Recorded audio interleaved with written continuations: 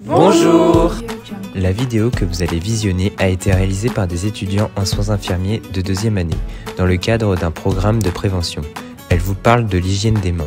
Ce qu'il faut savoir, c'est que l'hygiène des mains, ce n'est pas que pour les soignants, c'est aussi pour vous.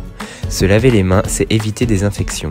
Les infections associées aux soins touchent un patient sur 20 et peuvent avoir de graves conséquences sur votre santé. Mais pas de panique, une bonne hygiène des mains réduit le risque d'infection. Qu'est-ce qu'une infection associée aux soins ? C'est une infection qui survient au cours d'une prise en charge, que ce soit chez vous ou à l'hôpital. L'infection peut être apportée par les autres ou par vous-même.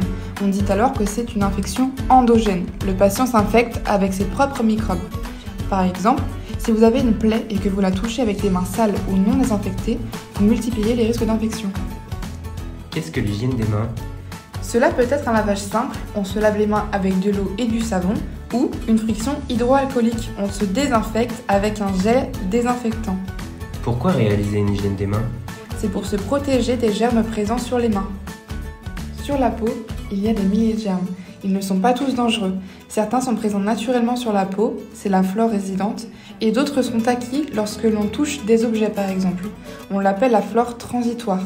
C'est celle-ci qui peut être à l'origine de risques d'infection. L'hygiène des mains permet d'éliminer cette flore transitoire. Tout cela est très technique. Ce qu'il faut surtout retenir, c'est qu'il faut bien frotter partout, dessus, dessous, en insistant entre les doigts et sous les ongles, car les micro-organismes ne se voient pas à l'œil nu, et ils aiment bien se loger sous les ongles et dans les espaces interdigitaux. C'est là que le lavage eau et savon entre en scène. Il permet de nettoyer ses mains lorsque celles-ci sont visuellement sales ou lors des gestes de la vie courante.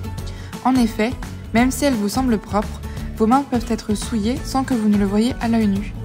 Il est conseillé de se laver les mains, avant et après la préparation des aliments et les repas, après avoir été aux toilettes, après s'être mouché, avoir toussé ou avoir éternué, après avoir touché un animal, après avoir touché des déchets, etc. Attention, le lavage des mains à l'eau et au savon a tendance à abîmer la peau. Il est donc important de bien rincer afin de retirer tout le savon. Il faut aussi privilégier l'eau froide ou l'eau tiède plutôt que l'eau chaude et bien se sécher les mains. Le reste du temps, vous pouvez faire une friction hydroalcoolique.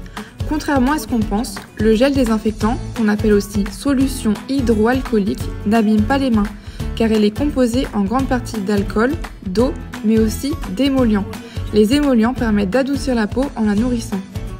La solution hydroalcoolique est plus rapide, plus pratique et plus efficace que le lavage à l'eau et au savon, car elle ne nécessite pas de point d'eau ni de papier et le séchage est plus rapide. Comptez environ 30 secondes pour une friction hydroalcoolique contre 60 à 90 secondes pour un lavage simple. Elle permet d'éliminer tous les micro-organismes présents sur la peau. Si vous n'avez pas d'eau à disposition, n'hésitez pas à utiliser une solution hydroalcoolique. Il faut faire une hygiène des mains autant de fois qu'il y a de situations à risque. Et surtout, ne pas toucher une plaie ou un cathéter si vos mains ne sont pas désinfectées pour réduire le risque d'infection. Nous sommes tous concernés par l'hygiène des mains. Lavons-nous ou désinfectons-nous les mains ?